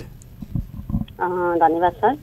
यस्तो छ सर अब दैनिकी जीवन भनेको लकडाउनमा छौँ हामी सबै विश्व नै लकडाउनमा रहेको छ होइन कुनै कुनै देशहरूदेखि है लकडाउन भन्नाले कुनै कुनै देशहरूमा चाहिँ अब पूर्ण रूपमा लकडाउन नभएको अवस्था पनि छ त्यहाँको स्थिति अनुसारले त्यस्तो छ होइन। अब हाम्रो देशको कुरा प्लस झापा प्लस मेचीनगरकै कुरा गर्नु पर्दाखेरि चाहिँ अब हामी मेरै व्यक्तिगत कुरा गर्नु पर्दा चाहिँ अब अहिले लकडाउनको पूर्ण पालनामै छौँ म चाहिँ घरमा र मेरो परिवार लगायत छिमेकीमा होइन। तर अब यो 43औं दिन लगभग 1.5 महिनासम्मको पिरियडमा चाहिँ यो बजारतिर बस्ने जति पनि सदस्यहरू अथवा जति पनि हुनुहुन्छ महानुभावहरू चाहिँ उहाँहरू एकदमै अस्तव्यस्त भइसकेको अवस्था छ र यो बेलुकाको समयमा चाहिँ भिजिट गर्न यसो फ्रेस हुनलाई निक्लिने चाहिँ एकदमै धेरै पर्याप्त बढेको अवस्था छ होइन।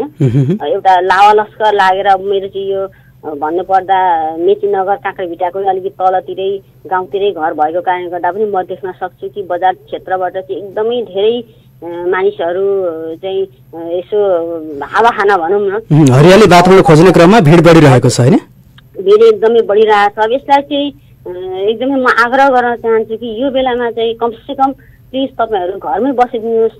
हामीले जति घरमा बस्छौँ त्यति सुरक्षित हुन्छौँ।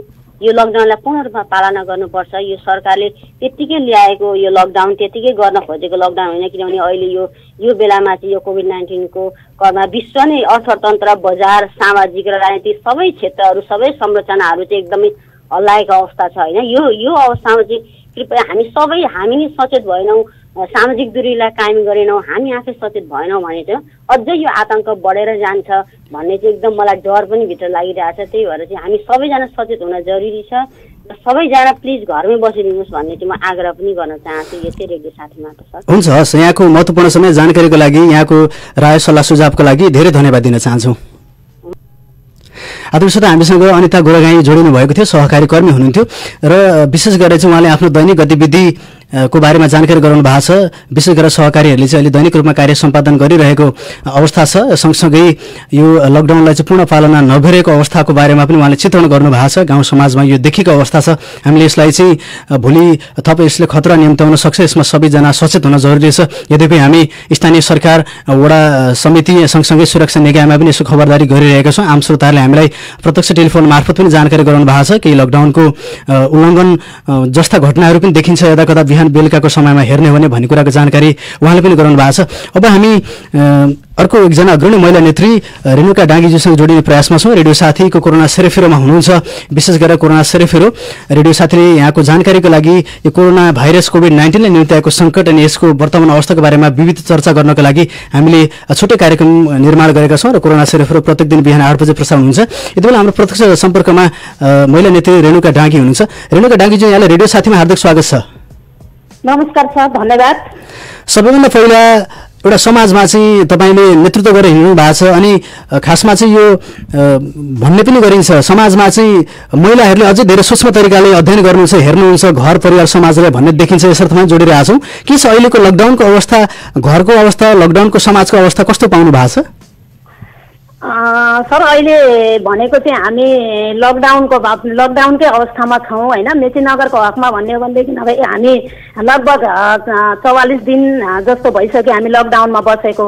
अब यस्तो उसमा हेर्ने हो भनेदेखि म आफूले पूर्ण रूपमा लकडाउनलाई पालना गरेको छु, तर पालना गरे सँगसँगै म बिहान बेलुका कुनै समय चाहिँ एउटा सामाजिक क्षेत्रमा पनि आफू उभिएको भएको कारणले गर्दाखेरि कुनै न कुनै बेलामा चाहिँ के छ कसो छ भनेर आफ्नो वरिपरिको क्षेत्रमा आफूले चाहिँ यो चाहिँ अहिले यो कोरोना भाइरसबाट बच्ने आफूलाई सुरक्षा दिँदै मास्कको प्रयोग गर्दै पन्जाको प्रयोग गर्दै केही न केही समयमा चाहिँ म यसो घर गाउँ पनि थोरै डुलेर आफ्ना नजिकैका केही मान्छेहरूलाई सामाजिक दूरी कायम राखेर पनि यो समय भनेको हामीले आफ्नो घरभित्र बस्ने र बालबच्चालाई चाहिँ कसरी खुवाउने कसरी गर्ने, बालबच्चालाई पूर्ण रूपमा टाइम दिने र बालबच्चासँग रमाउने टाइम पनि हो। त्यो सँगसँगै हामीले आफ्ना घर बारी करेसालाई सदुपयोग गरौँ र हिजो हामी गर्दैनथ्यौँ भने पनि आज हामी लागू गरौँ, सागसब्जी रोपौँ। यिनै कुराहरू पनि म आफूले सकेको हुने जग्गा जमिन भएका थोरै 1 कट्ठा आधी कट्ठा जति जे भए पनि करेसो बारीमा लागौँ भन्ने गरेको सचेतना पनि गराउने गरेको छु।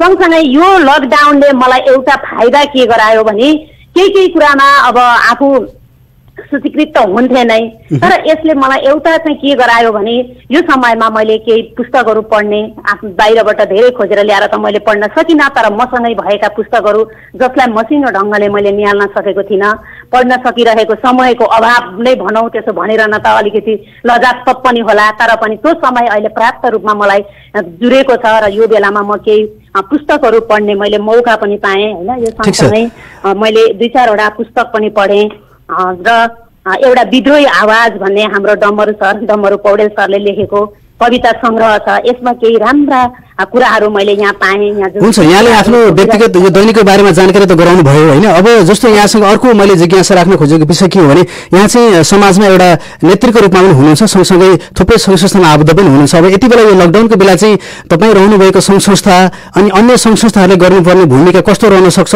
के गर्दै हुनुहुन्छ यहाँहरूले समुदायको लागि?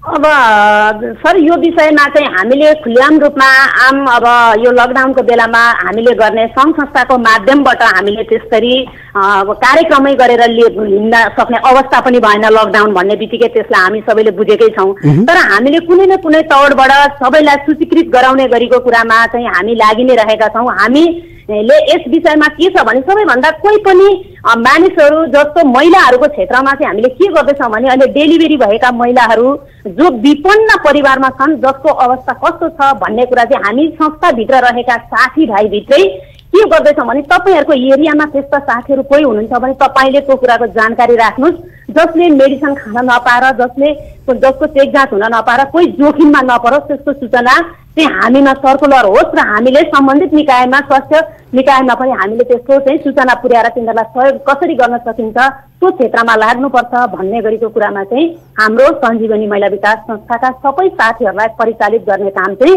लकडाउनमै बसेर भए पनि गरिरहेका छौँ। एउटा त्यो भयो भने अर्को सुत्केरी भएका जसको घरमा अन्न छैन, जस्तै अभाव आर्थिक अभावमा परेका घरमा सुत्केरी भएका महिलाहरू पनि तपाईँ हाम्रा छरछिमेकमा छेउमा त्यस्ता महिलाहरू छन् भने पनि उनीहरूका लागि हामीले के गर्न सक्छौँ र कस्तो किसिमको परिवार र कस्तो छ त्यहाँको अवस्था भन्ने कुरा पनि हामी संस्थाका 30 जना साथीहरूमा यो कुराको सर्कुलर गरेर आफ्नो एरिया कभर गरेर गर्ने कामहरू चाहिँ हामीले गरेका छौँ र त्यो साथीहरूबाट सँगसँगै विभिन्न संस्थाहरूसँग पनि जोडिएको छु। साथीहरूसँग पनि जोडिएको छु। जोडिएको ठाउँमा समस्या साह्रै भयो र अति आवश्यक परेको बेलामा चाहिँ सम्झनुहोस् है भनेर सम्पर्क नम्बरसम्म पनि दिने गरेको छौँ। तर त्यत्रो ठुलो राहतै वितरण गर्न सक्ने अवस्था हाम्रो संस्थाको पनि छैन। तर थोरै भए पनि सबैसँग सहकार्य गरेर मलमपट्टि लाउन सकिन्छ, यो बेला गर्नुपर्छ भन्ने उद्देश्यमै हामी केन्द्रित छौँ। हुन्छ, हामी अन्त्यमा छौँ। छोटकरीमा यहाँसँग एउटा अन्तिम जिज्ञासा राख्छु। अब यो समाजमा एकजना अग्रणी महिलाको हिसाबले, सामाजिक व्यक्तित्वको हिसाबले यो अहिले तत्कालको लागि यहाँको स्थानीय सरकारले कस्तो समन्वय गरिरहेछ, यहाँको दृष्टिकोणमा के लाग्छ? स्थानीय सरकार अनि वडा कार्यालय मार्फत यहाँका वासीहरूले चाहिँ कस्तो सुविधा पाइरहनु भएको छ? के सल्लाह सुझाव दिनुहुन्छ अन्त्यमा स्थानीय सरकारलाई छोटकरीमा? धन्यवाद ज्ञानेन्द्र सर, राम्रो विषय तपाईँले उठाइदिनु भयो। मैले अहिले भन्न पर्दाखेरि हामीले जहिले पनि कस्तो पनि देखिँदो रहेछ भने हामी जहिले पनि स्थानीय सरकारलाई र नेतृत्वमा रहेका चाहिँ आदरणीय महानुभावहरूलाई जहिले पनि हामीले चाहिँ गाली गर्ने र घचघच्याउने मात्रै काम गरिरहँदा रहेछौँ भन्ने गरेको कुरा पनि देखिन्छ होला। तर वास्तवमा हामीले गाली गरेका पनि होइनौँ र उहाँहरूको नेगेटिभ कुरा पनि गर्न खोजेका होइनौँ। तपाईँहरू हामी पनि सहकार्य गर्न एकदमै तयार छौँ। तपाईँ र हाम्रो सहकार्य भयो भने मात्रै सम्बन्धित ठाउँमा त्यो काम पुग्छ भन्ने गरेको सोच जति हामीमा छ भने त्यो खालको सोच चाहिँ अहिले साँच्चै स्थानीय सरकारको चाहिँ भएको हो या होइन भन्ने कुराको प्रष्ट रूपले हामी भन्न सक्ने अवस्थामा चाहिँ छैनौँ। तर पनि हामीसँग उहाँहरूले समन्वय गर्नुहुन्न, उहाँहरूले हामीलाई सोध्नुहुन्न कसरी गरौँ के गरौँ, तपाईँहरूका क्षेत्रमा के छ कसो छ भनेर अहिलेसम्म सोधेको रेकर्ड चाहिँ हामीले त्यस्तो पाएका छैनौँ। स्थानीय सरकारको तर्फबाट चाहिँ हामीलाई आधिकारिक रूपले बोलाएर कुनै छलफलमा कुनै चाहिँ मिटिङ बैठकमा बोलाएर सङ्घ संस्था तपाईँहरूको हामीलाई अलिकति चाहिँ हामीले हातोमालो गर्नुपर्ने भयो, तपाईँहरूसँग सहकार्य गर्नुपर्ने भयो भन्ने गरेको त्यो हिसाबले त सङ्घ संस्थालाई हेर्ने कुरा त हामीले देखेका छैनौँ, बुझेका छैनौँ आजसम्म आउँदाखेरि। तर पनि हामीले हाम्रो कर्तव्य गर्नुपर्छ। हामी यही समाजका मान्छे हौँ, कसले कति गर्छ भन्नुभन्दा पनि हामीले कति गर्न सक्छौँ, मैले कति गर्न सक्छु भन्ने गरेको सोचमा चाहिँ हामी जानुपर्छ भन्ने हिसाबले पनि हामी के गर्दैछौँ भनेदेखि अहिले स्थानीय तहले गरेको कुराहरू त्यस्तो चित्त बुझ्दो हिसाबले हुन सकेको छैन। हुन चाहिँ के हो भनेदेखि काम गर्ने कुरामा सबै कुरा राम्रै राम्रा पनि हुँदैनन्, गर्ने मान्छेलाई गाह्रो पनि भएको हुन्छ, त्यहाँ सहकार्य हुन नसकेको पनि होला, विभिन्न किसिमका कुरा पनि आएका होलान्, त्यसलाई पनि हामी बुझ्छौँ। तर यो राहत बाँड्ने विषय भयो अनि जुन समुदायलाई अप्ठ्यारो परेका विषयहरू भए ज्ञानेन्द्र सर बहुतै दर्दनाक विषयहरू पनि छन्। र यसमा के छ भनेदेखि लिनेले र दिनेले यो दुईटै कुरामा के भइरहेको देखेको छु म आफूले भने म मेरै मात्रै एरियाको कुरा गर्न चाहन्छु। सबैतिर म घुमेको छुइनँ। हिजो र अस्ति 2 दिन मकामा 2-4 जना साथीहरू आउनुभयो, घरमै आउनुभयो, स्थानीयवासीहरू आउनुभयो जसले कोही आँखा देख्नुहुन्न, दुईटै आँखा देख्नुहुन्न। उहाँ एउटा लठीको सहारा या एउटा परिवारको कोही सदस्यको सहारामा हिँडिरहनु भएको छ। त्यस्ता मान्छेहरूले सामाजिक सुरक्षा भत्ता पाए पनि हामी 10 केजी चामलको झोला बोकेर नगरपालिका या वार्ड कार्यालयसँग माग्न जाने थिएनौँ। 2 कट्टा चामल 5 केजी तेल चाहिँ हामी त्यो हाम्रो सुरक्षा भत्ता पाएदेखि किनेर खान्थ्यौँ भन्ने गरेको कुरा गरिरहँदा चाहिँ दिल छुन्छ, मन छुन्छ। यत्र 1600-1700 जना सामाजिक सुरक्षा भत्ता पाउने वार्ड होला हाम्रो, सायद गर्दै हुनुहुन्छ होला, गर्ने कुरामा उहाँहरू काममा लागिरहनु भएको छ जनप्रतिनिधिज्यूहरू। तर कम्तीमा मलाई लागेको कुरा के मात्रै हो भने यो अपाङ्ग असहायका मान्छेहरूको चाहिँ एउटा छुट्टै नाम लिस्ट तयार गरेर एउटा परिवारमा 5 जनासम्म राख लिने मान्छे, के अरे सामाजिक सुरक्षा पाउने मान्छे छन् भने त्यसमध्येको 1 जनाको मात्रै चाहिँ पहिलो लटमा छिराउन पाएको थियो भने यो समस्या अलि आउने थिएन जस्तो मलाई लाग्छ। हुन्छ, यहाँको समयको लागि सहकर्मी ज्ञानेन्द्र निरौलासँगै म व्यक्तिगत रूपमा म जीआर धिताल छु रेडियो साथीको स्टुडियोमा। रेडियो साथीको तर्फबाट चाहिँ यहाँलाई विशेष धन्यवाद दिन चाहन्छु। सर, अब तपाईँले पनि हामीलाई एउटा यो सूचनाको माध्यमबाट अहिले चाहिँ सञ्चार माध्यमसँग जोड्न खोज्नुभयो। यो लकडाउनको अवस्थामा पनि फेरि पनि यहाँका समस्याहरूका बारेमा तपाईँले सोधिदिनु भयो, साह्रै खुसी लाग्यो। धन्यवाद छ सर। हस्, धेरै धन्यवाद। यति हामीसँग महिला नेत्री रेणुका डाँगी जोडिनु भएको थियो। आज हामीले कार्यक्रममा डाक्टर रामकृष्ण आचार्य, त्यसै गरेर स्वास्थ्य कार्यालय 5 थरका प्रमुख नारद सुवेदी अनि महिला नेत्रीहरू रेणुका डाँगी, त्यसै गरेर सहकारी अभियन्ता सहकारी क्षेत्रमा काम गर्नुहुने अनिता गुरगाईसँग जोडियौँ। कोरोना सेरोफेरोको समय सकिसकेको छ। यस पछाडि सानो साथी सुन्न सक्नुहुन्छ रेडियो साथीमा 023 563 029 र 023 563 037 मार्फत तपाईँ प्रत्यक्ष रूपमा जोडिन सक्नुहुन्छ। विशेष गरी साना साना भाइ बहिनीलाई आफ्नो प्रतिभा, आफ्नो गीत गजल कविताहरू सुनाउन सक्नुहुन्छ। यो खाली समयलाई सदुपयोग गर्न सक्नुहुन्छ। सहकर्मी दृश्य प्रधान कार्यक्रम सानो साथी लिएर उपस्थित हुनुहुनेछ। यहाँहरू बीचबाट आजको लागि कार्यक्रम कोरोना सेरोफेरोबाट बिदा हुन चाहन्छौँ। यति बेरसम्म कार्यक्रम सुनेर साथ दिनुहुने तपाईँ सम्पूर्ण श्रोतालाई विशेष धन्यवाद दिँदै प्राविधिक साथी वन्दना आचार्यसँगै म जीआर धिताल यहाँहरू बीचबाट बिदा हुन चाहन्छु। साबुन पानीले प्रत्येक 20 मिनटमा हात धुन नभुल्नुहोला। सचेत बन्नुहोस्। यहाँको बाँकी पल सुखसँग बितोस्।